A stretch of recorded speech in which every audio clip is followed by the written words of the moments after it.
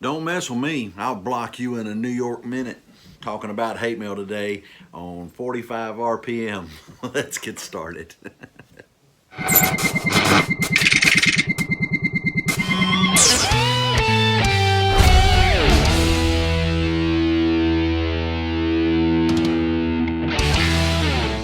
Talking about hate mail. We get a little bit of hate mail from time to time. You know, if they're not talking about our hair or our tattoos, they're talking about our piercings or our t-shirts or the content of the stuff we speak on. We get it about everything. I learned some things this week about that. Chuck Swindoll, many of you may have heard of Chuck Swindoll. He's a world famous preacher and author, and he was Pastor Bob's mentor. Some of you may not know that. And Chuck taught Pastor Bob how to deal with hate mail. He explained it very simply. He says, don't read your own mail. Don't read your own mail. He gets someone else to read it for you, to go through it, to cull it, to decide what you need to look at, what you don't.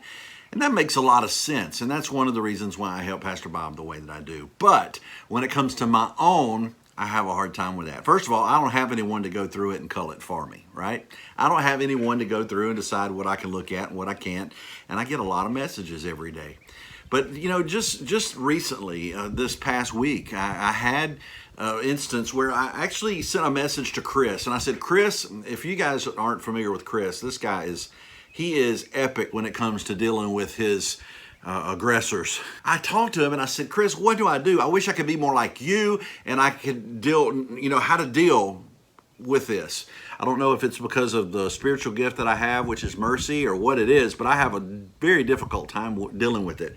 Now, when it comes to Pastor Bob, if he has someone that gets on there and calls him a name or talks down to him, I can hit that delete button and I can hit the block button, and it's not a problem at all. I can do that real easy. It's simple for me to do it for Pastor Bob, but when it comes to me, I have a hard time with it. And Chris, he started saying, well, I don't understand why you have such a difficult time with it for you, because you're good with it with Bob. And I said, yeah, but it's different when it's with me. And Chris said something which made a lot of sense. He said, I know what's going on with you. He said, you like to be able to speak into the lives of people. And if you are blocking them, then you know that you no longer have any chance, no longer have any opportunity to speak into their life anymore. You know that that opportunity is gone.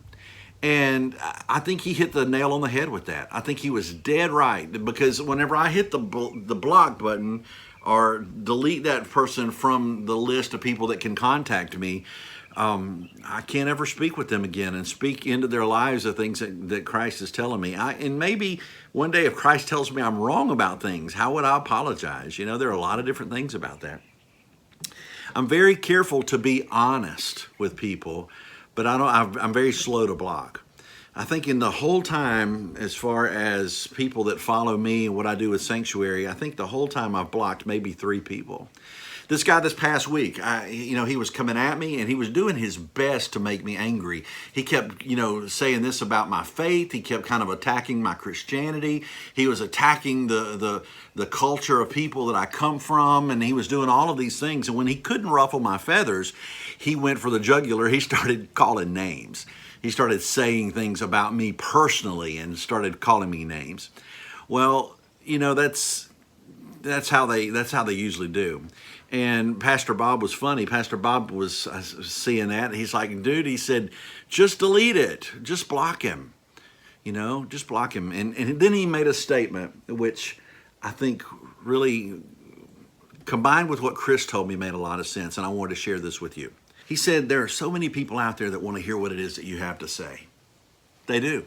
They want to hear what it is that God has placed on your heart. That one may not hear me anymore, but he didn't want to hear me in the first place. But now, I can focus on the ones that do. And, I've noticed in the last couple of weeks a couple of different things. Just today, while I'm doing this, my wife said, hey, I'm going to run down to so-and-so's house, one of our relatives, and I'm going to see them. You want to go? And I looked at her and I said, I don't think so. I think I need to spend time doing some podcasting. It's important that I do that. Saying no to people is difficult for me.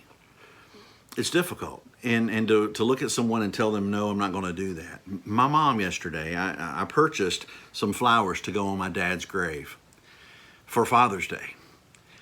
And my mom said yesterday, she said, what do you want to do with that? Do you want to go over there with me and your sister and put those on the grave? And I said, I just don't know that I can. At this point, I just don't think I could do that. And saying that helped me. I told her, I said, I've even felt stressed this week about whether or not I can make it through church Sunday morning, because they have a big Father's Day celebration, and I'm just not where I think I can do that. And even my mom looked at me and she said, she said, don't. It's okay. It's okay. I want to encourage you. I want to encourage me. Part of this thing that I'm talking about is for me as well. I want to encourage you, and I want to encourage me that it's okay to not do things sometimes. It's okay to remove yourself from some things sometimes. It's okay. And to remove yourself from someone who is poisonous and toxic, that's okay. It was real easy for me to remove myself from the church that was toxic and the people that were coming after my family. That was easy for me because they were attacking my family.